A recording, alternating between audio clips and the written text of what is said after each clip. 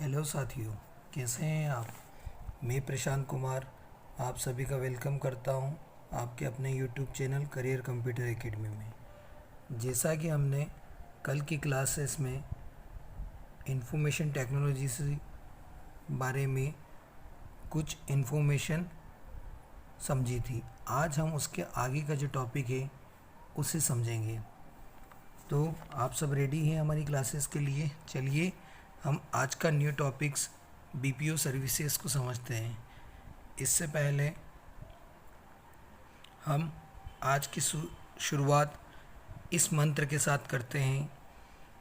ओम सर्वमंगल्य मांगल्ये शिवे सर्वार्थ साधिके शरण्ये त्र्यंबके गौरी नारायणी नमोस्तुते।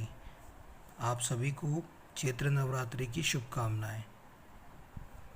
क्या अर्थ होता है इसका, इतना और देख लेते हैं। नारायणी, तुम सब प्रकार का मंगल प्रदान करने वाली मंगलमयी हो। कल्याणदायिनी शिवा हो, सब पुरुषार्थों को सिद्ध करने वाली शरणगत वत्सला, तीनों नेत्रों वाली एवं गौरी हो। हे माँ दुर्गा, आपके श्री चरणों में नमस्कार है।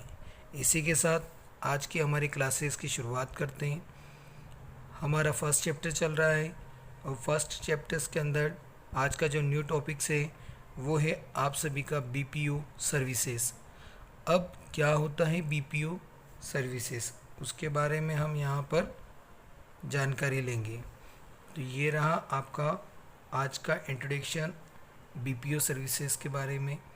क्या बता रहा है यहाँ पे, business process outsourcing service means performing business operations through an outside service provider. इसमें क्या होता है बेटा कि जो आउटसोर्सिंग कंपनीज होती है वो क्या करती है, बाहरी सेवाएं, बाहर से अपने लोगों को किसी जगह कार्य करने के लिए हायर करती है, जो बाहरी सेवाएं प्रदान करती है।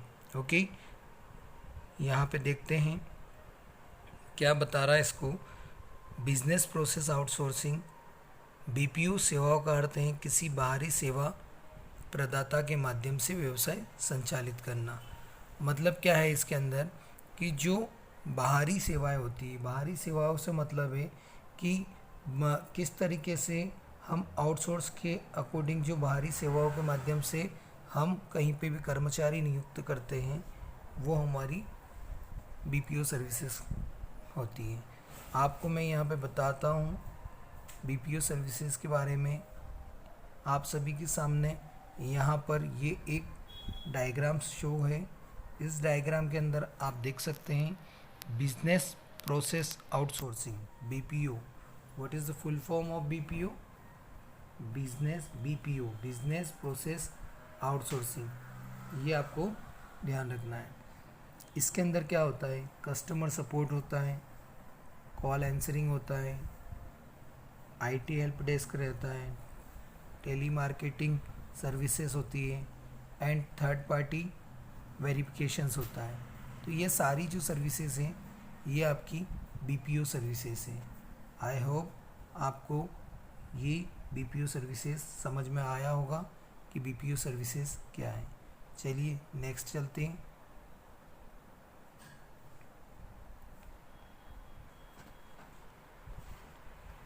नेक्स्ट अगला पॉइंट है आपका, क्या बता रहा है कि BPO also come under IT services as IT plays a very useful role in optimising the business performance. इसके अंदर क्या होता है बेटा कि जो आईटी सर्विसेज होती है वो आपको क्या करती है, बिजनेस करने के लिए अपनी कुछ भूमिका निभाती है। मतलब अपनी कुछ सर्विसेज प्रोवाइड करती है जिसके थ्रू आप क्या कर सकते हैं, अपना बिजनेस शुरू कर सकते हैं। देखते हैं क्या बता रहा। बीपीओ भी आईटी सेवाओं के अंतर्गत आता है क्योंकि आईटी व्यावसायिक प्रदर्शन को अनुकूलित करने में बहुत उपयोगी भूमिका निभाता है। आप देखेंगे कैसे आईटी के अंदर बीपीओ सर्विसेज इंक्लूड है। देखिए यहाँ पे फाइनेंशियल सर्विसेज, देन आपकी health care, accountings, customer services, ये जितनी भी सर्विसेज हैं ये आपको बीपीओ आईटी के अकॉर्डिंग प्रोवाइड करता है। Supply chain management and human resources, ये सारी सेवाएं आपको बीपीओ के अंदर मिलती है। इसी के साथ हम नेक्स्ट चलते हैं आगे।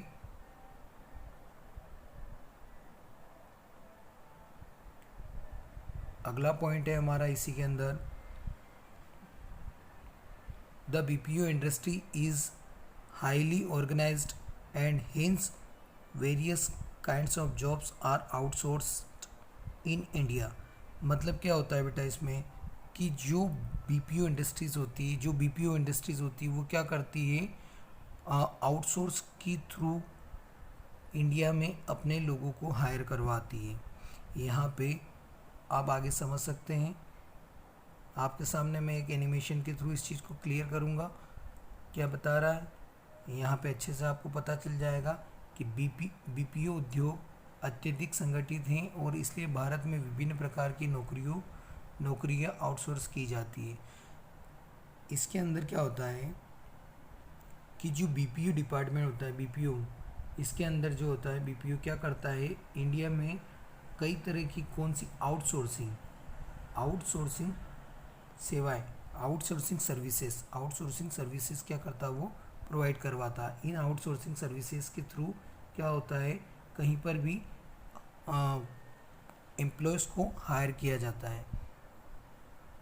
आपके सामने यह यहाँ पर एक एनिमेशन से, इसके थ्रू आप लोगों को सारी चीज़ क्लियर हो जाएगी।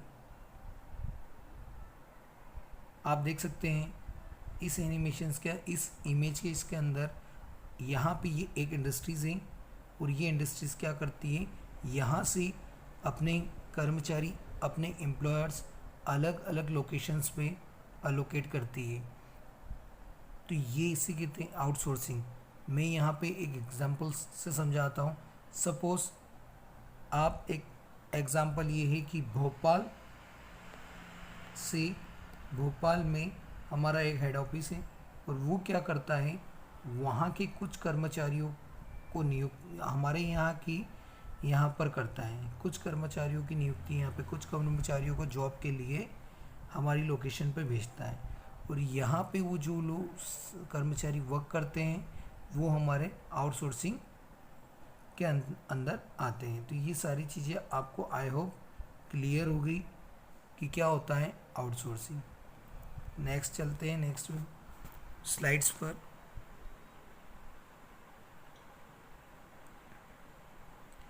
नेक्स्ट है आपका next topic, some of the BPO services are as follow. अब यहाँ पर आपको बीपीओ सर्विसेज के बारे में बताया जाएगा कि क्या और कौन कौन सी बीपीओ सर्विसेज होती है। तो यहाँ पे हम देखेंगे सबसे पहले जो बीपीओ सर्विसेज हैं वो है आपकी financial and accounting services. Financial and accounting services, ये देख सकते हैं आप, फाइनेंशियल एंड अकाउंटिंग सर्विसेज क्या होता है आपको ये पता होना चाहिए। आप सभी को मैं ये बता दूं कि आपका जो आईटी का पेपर होगा उसमें क्वेश्चन यह भी बन सकता है कि सम ऑफ द बीपीओ सर्विसेज, कौन कौन सी बीपीओ सर्विसेज होती है, what is the BPO services and which name of the BPO services. आपको नेम बताना पड़ सकता है कौन कौन सी बीपीओ सर्विसेज होती है। तो अच्छे से देखिएगा। फर्स्ट है आपकी financial and accounting services. Means financial and accounting services आपकी क्या होती है, वित्तीय और लेखा सेवाएं, ओके, जो फाइनेंस से रिलेटेड होती है। इसमें क्या होता है, इन सर्विसेज के अंदर, फाइनेंशियल एंड अकाउंटिंग सर्विसेज के अंदर आपका जो accounting and book keeping services आती है, कैश फ्लो मैनेजमेंट सर्विसेज आती है, इनवॉइस पेरोल्स प्रोसेसिंग सर्विसेज आती है। ये तीनों जो सर्विसेज हैं ये इसके अंदर इंक्लूड्स रहती है। तो ये हैं आपकी फर्स्ट बीपीओ सर्विसेज। इसी के साथ नेक्स्ट है आपका taxations and insurance services. Taxation and insurance services में क्या रहता है कि इसके अंदर जो रहता है, आप सभी जो भी अपनी इनकम्स, जो भी इंश्योरेंस पे करते हैं, उसके ऊपर जो टैक्स लगता है वो टैक्सेशंस एंड इंश्योरेंस सर्विसेज होती है, जिसको कहते हैं हिंदी में कराधान और बीमा सेवाएं। यहाँ पर क्या रहता है कि अगर आपकी जो इनकम, सपोज कर लीजिए कि आपकी इनकम अगर पर ईयर 10 लाख के समथिंग है, अगर 10 लाख आपकी इनकम पर ईयर है, तो आपको क्या करना होगा, टैक्स पे करना होगा। पर ईयर है तो आपको पर ईयर के अकॉर्डिंग्स क्या करना होगा, टैक्स पे करना होगा। गवर्नमेंट को आपको टैक्स पे करना होगा। और यही आपकी बीपीओ सर्विसेज होती है जो आईटी से रिलेटेड होती है। इसी के साथ नेक्स्ट टॉपिक पे चलते हैं, हम नेक्स्ट सर्विसेज देखते हैं। नेक्स्ट सर्विसेज क्या है हमारी,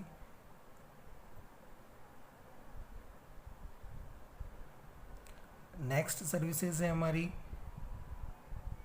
e publishing and web promotion services. E publishing and web promotion services क्या होता है इसके अंदर, e publishing and web promotion services.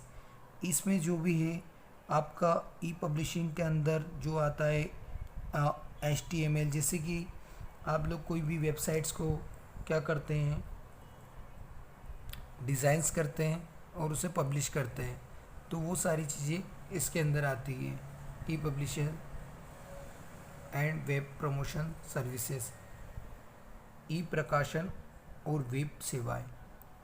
इसमें क्या रहता है, आपने HTML पढ़ी होगी इससे पहले वाली क्लासेस में, तो आपको पता होगा कि वेब को डिज़ाइन करने के लिए, वेब पेज को डिज़ाइन करने के लिए आप HTML कोडिंग्स का यूज़ करते थे, HTML कोडिंग का यूज़ करते थे, और इसी कोडिंग्स के थ्रू आप लोग पूरे वेब को डिज़ाइन कर पाते थे। किसी भी चीज़ का एनालिसिस करने के बाद, कंटेंट्स को निकालने के बाद एसीओ मतलब क्या होता है कि जब भी कोई वेबसाइट्स रेडी होती है तो उसका एसीओ करते हैं।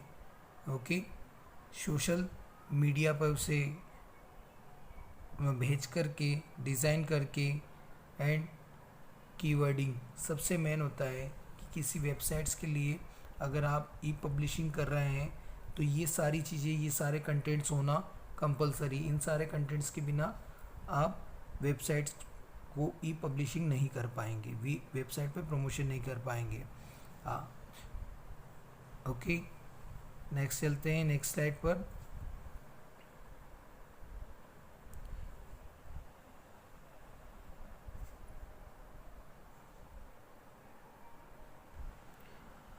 नेक्स्ट है आपका legal service and content writing. Legal service and content writing में क्या बता रहा है आपको, कानूनी सेवाओं और सामग्री लेखन। इसमें जो रहता है आपका, सपोज अगर आप कोई भी कंटेंट को राइट कर रहे हैं, जैसे कि अगर आपको मैं बता दूं कि अगर आप YouTube पे कुछ भी वीडियोस वगैरह बनाते हैं YouTube पे, तो उस पे आपको खुद का ही सेल्फ आपका कंटेंट होना चाहिए। जो कंटेंट आप वहाँ पर टाइप कर रहे हैं या जो भी रिकॉर्डिंग कर रहे हैं, अगर वो कंटेंट कहीं पे मैच करता है तो वह इलीगल होगा और आपके वीडियोस को साइट ऑटोमेटिकली बंद कर देगी।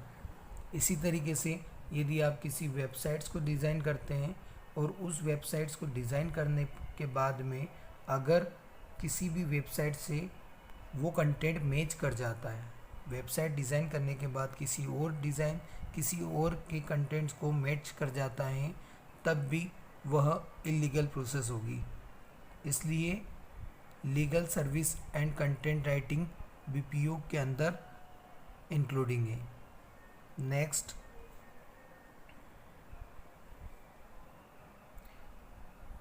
नेक्स्ट है आपका बीपीओ सर्विसेज। नेक्स्ट है आपकी multimedia and design services. Multimedia and design services में क्या है, आपको मैं बता दूं कि मल्टीमीडिया और डिज़ाइन सेवाओं में आपको क्या करना रहता है कि सपोज़ आपको किसी भी चीज़ को डिज़ाइन करना है, यहाँ पे आपको बता रहा है कि कोई वेबसाइट से डिज़ाइन करनी है, कोई ब्रांडिंग को डिज़ाइन करना है, कोई इन्फोग्राफिक्स को डिज़ाइन करना, किसी लोगो को डिज़ाइन करना, किसी वेब बैनर को, किसी ब्रोशर्स को डिज़ाइन करना, एक्सेट्रा एक्सेट्रा। आप अगर किसी भी चीज़ को डिज़ाइन करना चाहते हैं तो उसके लिए मल्टीमीडिया का यूज़ करना पड़ता है। सपोज़ मैंने यहाँ पर एक पीपीटी रेडी किया है और इस पीपीटी के थ्रू मैंने क्या किया, आप लोगों के लिए ये वीडियो लेक्चर्स डिज़ाइन किया है, तो ये भी एक मल्टीमीडिया का ही पार्ट्स हैं। तो ये सारी जो चीज़ें हैं all materials are part of multimedia. तो आई होप आपको multimedia and design services clear है। नेक्स्ट देखते हैं इसके अंदर। नेक्स्ट है आपका document management service. Document management service के अंदर आपको क्या है, जो डॉक्यूमेंट है उनको कैसे मैनेज करके रखना है, दस्तावेज प्रबंधन सेवाएं। तो इसमें क्या रहता है, डॉक्यूमेंट मैनेजमेंट सर्विस में आपको किस तरीके से डॉक्यूमेंट को मैनेज करके रखना है। जैसे कई सारी सेवाएं होती है, जैसे ईमेल सेवा, ओके, ईमेल सर्विसेज होती है आपके अंदर, मोबाइल्स के अंदर यूट्यूब सर्विसेज होती है। इसके अलावा और भी कई सारी ऐसी सर्विसेज होती है जहाँ पे आपका डाटा क्या होता है, कुछ कंटेंट्स में रखा हुआ रहता है, और इसे ये जो डिजिटल सर्विसेज होती है, ये डॉक्यूमेंट सर्विसेज होती है, ये क्या करती है, उस डॉक्यूमेंट सर्विसेज को वो वहाँ पे स्टोर करती है। तो ये होता है आपका डॉक्यूमेंट मैनेजमेंट सर्विसेज। नेक्स्ट है आपका software testing services. Software testing services में क्या रहता है, आपका जो सॉफ्टवेयर से होता है उसकी टेस्टिंग करनी रहती है। सॉफ्टवेयर टेस्टिंग परीक्षण मतलब सॉफ्टवेयर परीक्षण सेवाएं। इसके अंदर क्या रहेगा, सपोज आप लोगों के पास में सिस्टम है और उस सिस्टम्स में आप सभी ने क्या कर रखा है कि अपने सिस्टम को वायरस से प्रोटेक्शन के लिए एंटीवायरस का यूज़ किया गया है। एंटीवायरस का यूज़ क्यों किया गया है कि यह हमारे सॉफ्टवेयर्स को क्या करे, उसको सेफ रखे, किससे, वायरस से, और वायरस से सेफ रखेगा तो उसमें क्या वो प्रॉपर वर्क कर पाएगा। ओके, तो ये इसके लिए जो टेस्टिंग सर्विसेज होती है ये सब भी बीपीओ में प्रोवाइड करवाता है। नेक्स्ट है health care services. Health care services के अंदर क्या है, हेल्थ केयर सर्विसेज में आप देख सकते हैं कि हेल्थ केयर सर्विसेज में क्या रहता है कि पूरा स्वास्थ्य की देखभाल से संबंधित रहता है। हेल्थ केयर सर्विसेज में स्वास्थ्य की देखभाल से संबंधित रहता है कि किस तरीके से आपका हेल्थ रूटीन्स चेकअप हो रहा है या नहीं हो रहा है, ये सारी चीज़ें इसके अंदर इंक्लूडिंग रहती है। तो यही थी आज के हमारे इस लेक्चर में पूरी जो भी आपको मैंने बताया है बीपीओ सर्विसेज, और आपको आई होप ये सारी बीपीओ सर्विसेज समझ में आई होगी। तो ये सारी सर्विसेज आपको क्लियर होगी। आप सभी को अच्छे से इन सारी सर्विसेज को याद करना है और एग्ज़ाम्स तक इनको अच्छे से याद रखना है।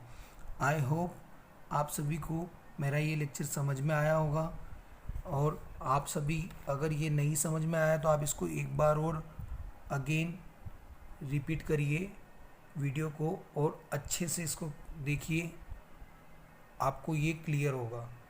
इसी के साथ हम कल फिर से नेक्स्ट लेक्चर के साथ मिलेंगे। तब तक के लिए take care, bye bye all of you. Thanks for watching this video.